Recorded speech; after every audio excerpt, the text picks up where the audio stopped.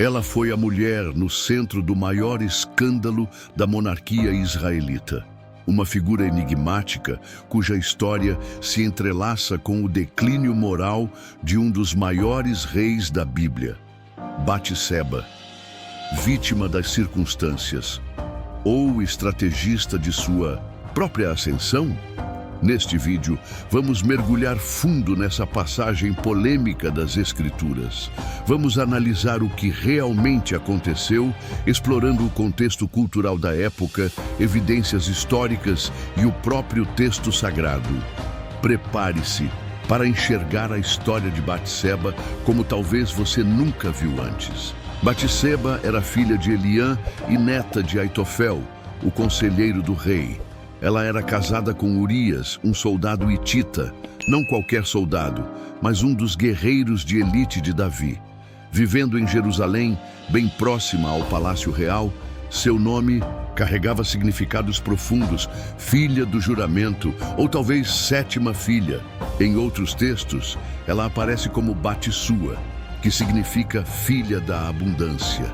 A história que nos debruçamos hoje acontece durante a primavera, no tempo em que os reis saíam para a guerra. Um detalhe que o texto bíblico faz questão de destacar: enquanto os exércitos de Israel, incluindo Urias, estavam em combate contra os amonitas, Davi ficou em Jerusalém. E foi ali, do alto do terraço de seu palácio, que Davi viu uma mulher se banhando. Um ritual de purificação, provavelmente relacionado à sua menstruação, conforme a lei. A visão despertou sua cobiça. Davi mandou investigar quem era aquela mulher. A resposta foi direta: Batseba, esposa de um de seus soldados mais fiéis. Essa não é apenas a história de um escândalo real. É uma lição profunda sobre poder, abuso, responsabilidade e a impossibilidade de esconder o pecado dos olhos de Deus. Por séculos, estudiosos e comentaristas têm debatido: qual foi o papel de Batseba nessa história? Teria sido uma vítima inocente ou uma sedutora calculista?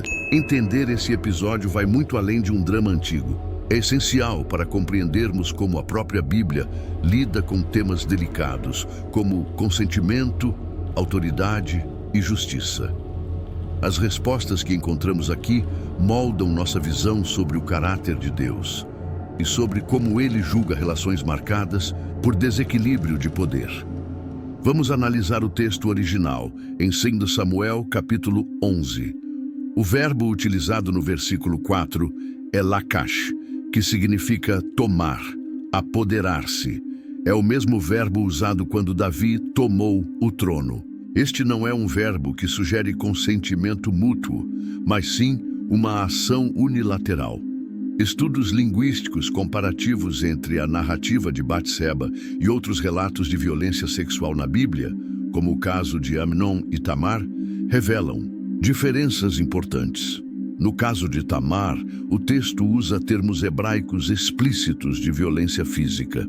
Já no caso de Batseba, a linguagem sugere coerção por poder e autoridade, não necessariamente o uso de força física. A arqueologia nos revela que os palácios reais da época eram construídos em elevações privilegiadas, com terraços que permitiam visão panorâmica sobre a cidade.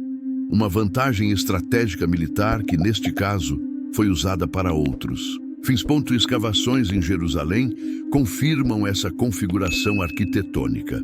Algumas interpretações sugerem imprudência de Batseba por se banhar onde poderia ser vista. Porém, estudos arqueológicos das habitações em Jerusalém mostram que os banhos rituais eram feitos em pátios internos, considerados espaços privados. Somente da posição elevada do palácio seria possível ver esses espaços. O ponto decisivo, que revela a interpretação divina deste episódio, está na parábola do profeta Natã. Ele compara Batseba a uma cordeirinha, uma ovelha indefesa que foi tomada por um homem rico. Essa metáfora divina coloca Batseba claramente como vítima, não como cúmplice. O contexto legal da época também é revelador. Pela lei mosaica, em Deuteronômio 22, uma mulher que sofresse coerção sexual dentro da cidade e não gritasse por ajuda poderia ser considerada cúmplice. Porém, a mesma lei também estabelecia que se não houvesse ninguém para socorrê-la, ela não seria culpada. No caso de Batseba, quem poderia protegê-la contra o próprio rei? Alguns comentaristas mencionam uma suposta carta de divórcio condicional que soldados deixavam para suas esposas antes de partir para a guerra. Documentos históricos judaicos posteriores confirmam essa prática. Mas mesmo que Urias tivesse deixado tal documento para Batseba, essa carta só teria validade após sua morte. E Urias ainda estava vivo quando Davi a tomou. O momento mais impactante desta história é quando Natã confronta Davi com a parábola do homem rico que rouba a única ovelha do homem pobre.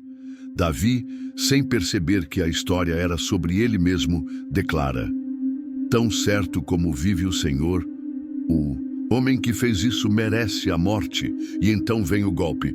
Tu és este homem. As consequências foram devastadoras. O filho gerado pelo adultério morre. A família de Davi é destruída por violência e traição. Seu próprio filho, Absalão, se rebela e, seguindo o conselho de Aitofel, o avô de Batseba, viola publicamente as concubinas de Davi, cumprindo a profecia. O que fizeste em secreto será feito à luz do sol. O Salmo 51, escrito por Davi após este episódio, revela a profundidade de seu arrependimento. Contra ti somente pequei, e fiz o que é mal perante os teus olhos. Este é o clímax espiritual da história, o reconhecimento do pecado perante Deus e o verdadeiro arrependimento. Anos depois, Batseba e Davi têm outro filho, Salomão, que se tornaria o rei mais próspero de Israel. Apesar do início trágico, Deus redime esta união. Batseba, inicialmente vítima de um abuso de poder, torna-se rainha-mãe, uma posição de grande influência no reino. E talvez o mais surpreendente, Batseba é uma das apenas 5 mulheres mencionadas na genealogia de Jesus em Mateus 1. Seu nome permanece na linhagem do Messias, um testemunho de como Deus pode transformar tragédia em redenção. Esta história nos ensina que ninguém está além da graça de Deus, nem além da necessidade de arrependimento.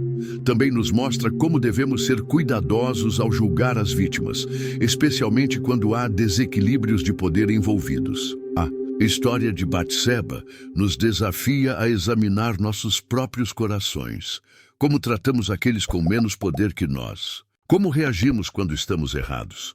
A Bíblia não esconde os defeitos de seus heróis, mas nos mostra que, mesmo em meio aos piores erros humanos, o plano de Deus prevalece. O que você pensa sobre esta história? Existe algum outro personagem bíblico cuja história você gostaria que analisássemos? Deixe nos comentários. E se você gostou deste vídeo, inscreva-se no canal e ative o sininho para não perder nossos próximos conteúdos. Até a próxima!